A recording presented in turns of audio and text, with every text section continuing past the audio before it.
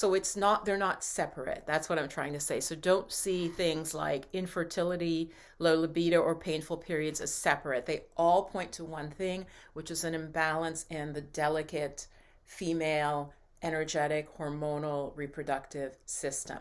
Okay. Hey, namaste, beautiful goddess. It's Viv here. And first, I want to thank those of you who responded to my poll in the community chat. And we're going to jump right into this episode. So, thanks to those of you who voted. 49 of you voted as of now. And I asked you what was really important to you in terms of your reproductive health. And what you shared with me was that 49% of you said painful periods was 43%. Painful periods was the most sort of pressing issue. And then it was split 22% and 22%. And there were some others who didn't say, but the two others were 22% was low libido, low desire, and 22% was infertility. So those were the top three answers. So what I'd like to tackle today is sharing with you from a holistic perspective how you can begin to support these particular issues. This is not medical advice.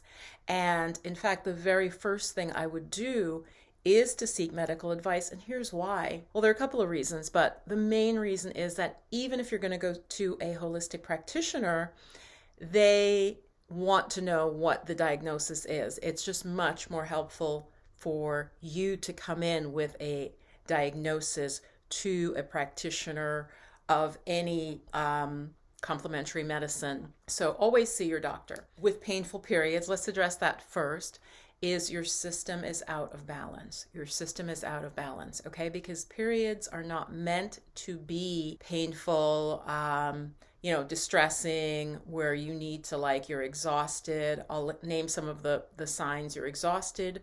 You might be irritable prior to your period, headaches, pain during. All of that means that your system is out of balance, okay? That's the first important point. That's not normal, and you don't have to accept it. Also, that's the important point. The next thing I want to share with you is that your reproductive health is, and I say reproductive, women who are postmenopausal, this absolutely still concerns you, so keep listening. But your reproductive health, basically a very important indicator of our overall health. So I don't want you to ignore it, goddess. I know for some of us, it's just easier. Don't be like me, and I will share a story with you. Don't be like me, where the doctors had to call my house because they wanted to send an ambulance to come and get me because they thought I had passed out at home, okay?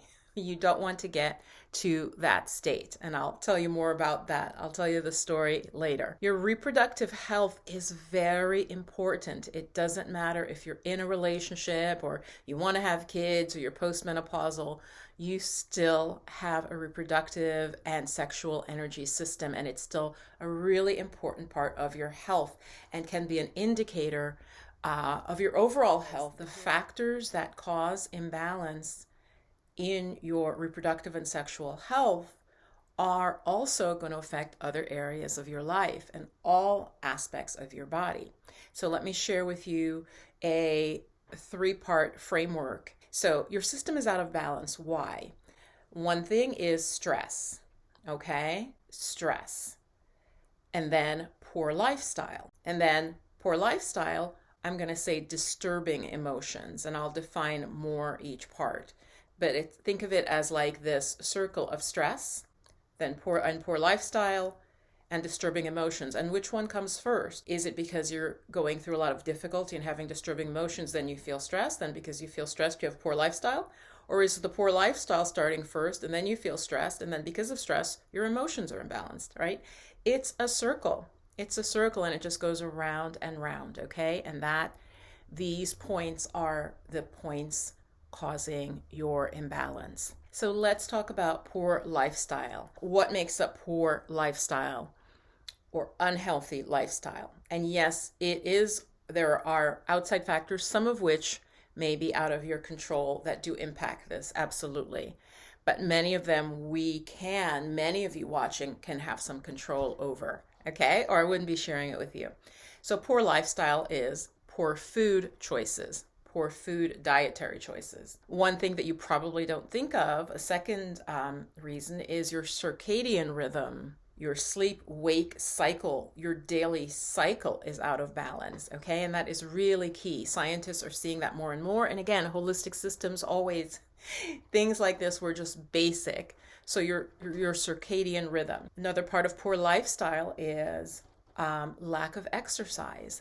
The human body needs a certain amount of movement, okay? And it isn't even about weight, it's that we need movement to keep the bones strong, to keep the muscles strong, and even for the lymphatic system to work, it only works with muscular movement. So the lymph, which is what helps to clean toxins out of the body, the lymphatic system, you have to move or it doesn't function, right? It doesn't have a pump per se. It's the movement of your body that helps the lymphatic system to function. And then I'm just going to say bad emotions. Now, I don't mean bad as in just a value judgment per se, but upsetting emotions like anger, like a lot of fear. Mostly anger and fear, I'd say, are the two key ones, but also sadness. You can actually also have like overexcitement, believe it or not, or could be called excess happiness. It would be when you're like almost, you're like too giddy, too excited. That can imbalance the body. And then the final thing is interpersonal stress. So all of this is like lifestyle that's influencing the painful period. So interpersonal stress, obviously, some of that we may have some control over, some of that we may not. For example, if it's a toxic work environment, that type of thing, I definitely understand that can be very difficult to deal with and figure out how to get out of. Those are things you need to know when you're having painful periods, because that's the first. Actually, I take that back. The first thing, as I said in the poll, it was painful periods, low libido, infertility. Typically, I would explain it as being on a continuum. So the low libido is sort of a gentle sign of an imbalance. The painful periods are a little bit more of a more active sign. And infertility, obviously, is a sign of a real deeper imbalance. Yes, some of it can be heredity and things like that. Could be an infection that's causing a problem. But it goes from like easy to solve, like lower libido might be a little bit easier to solve, and then painful periods, a little bit harder, and then obviously infertility. So I just want you to know they're not equally, they sort of represent a continuum of imbalance. So let's talk about the circadian rhythm, okay? Some of it we're having problems because technologies didn't exist in the time of our ancestors that would have caused these problems, okay? So let's talk about your circadian rhythm and what it has to do even with the divine feminine. You know, I make videos where I talk about that a little bit.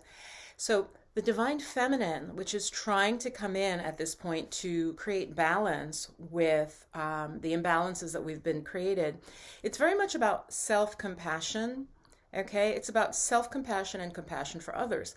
So what does that have to do with the circadian rhythm? I'm going to tell you. The circadian rhythm means rest, alertness and rest. They have to be in balance. Okay, like yin and yang, there is a binary in everything on this planet, okay? That's just a fact. There's sun, there's moon, there's day, there's night. So with your circadian rhythm, as human beings, we have too much light coming to us at night. Even as I'm filming this, I'm looking and I'm using a really bright sun lamp to light me, which is actually for depression. It's an artificial sun lamp. So right there, this is like science saying, this particular type of depression, we've definitely traced it to lack of sunlight. So goddess, your circadian rhythm is something you can control. So what do I mean by that? When it starts to get dark, we need to think about slowing things down, letting things naturally darken, and going to bed. And the ideal time, I'll share that in a moment, the ideal time to go to bed.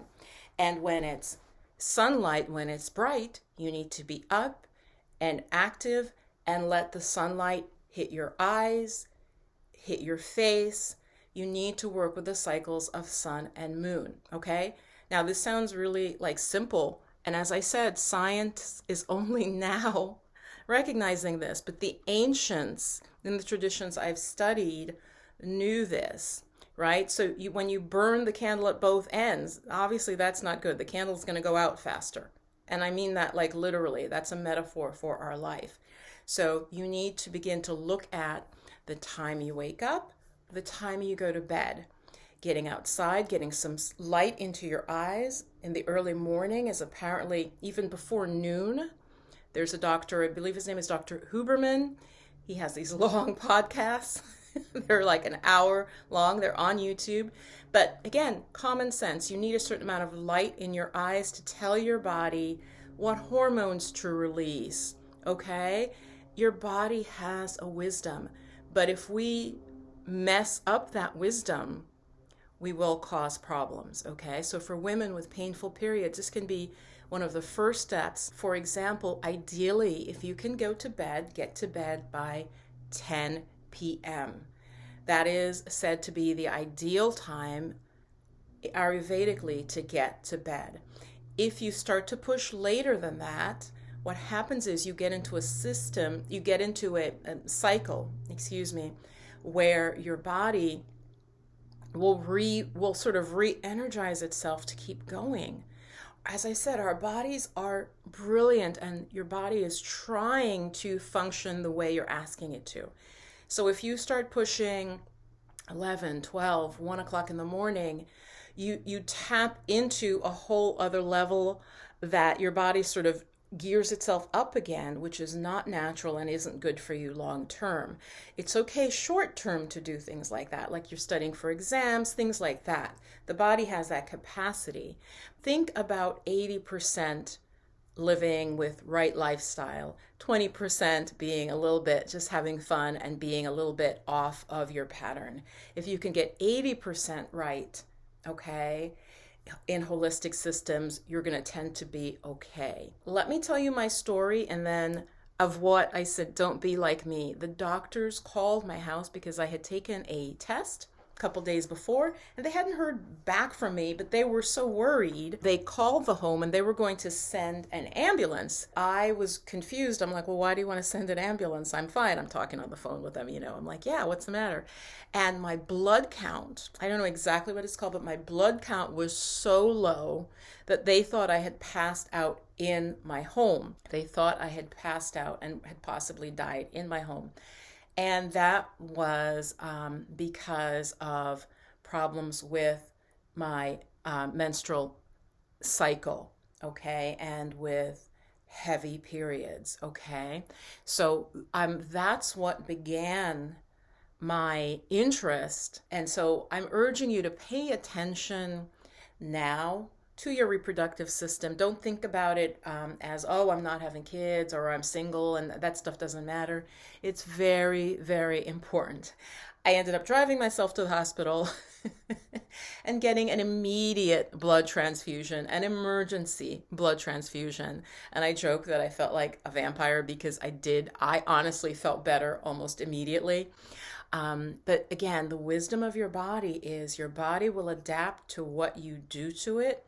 That doesn't mean it's healthy, but your body will do its best to keep you going. So goddesses, when this happened for me, I just thought I was depressed, like really depressed. And I did have very, very, very low energy. But I asked the doctor, how is this possible? And he said the body, it didn't happen suddenly. So over time, my body just slowly, it's like how a plane lands.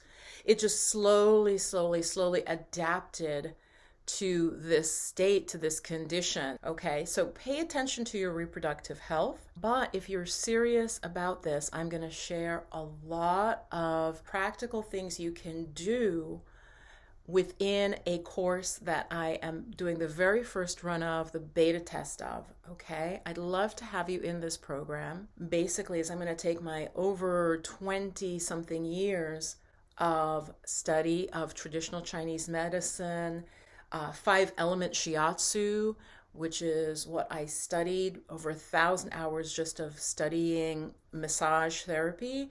And I had additional study with shiatsu, which is potent points and meridians on the body. All right, and so I'm going to teach you things you can do at home to, for example, working with these points that will help you with the first thing in the circle that I pointed out, which is your stress. If nothing more than that, that can have a profound influence on your health, okay? Because I promise you that the methods will at least help you to relieve your stress. Then that, once you're less stressed, automatically as you become balanced, your emotions become balanced. That's something that the West is barely tapping into now, but your emotional imbalance causes stress, right? Cortisol starts stress hormones, which then affects you and then affects your cycle. It's all connected, goddess. So I made this price for this first run of the course a no-brainer price. Like, as I'm recording this video, this is the beta run. It's the test run. You want to be in it at the start. The price is low to see if there's interest, and I promise you, you will learn things here that is in a system that will help you have less painful periods over time. Now, for painful periods, many factors are involved, right? I don't know how you eat.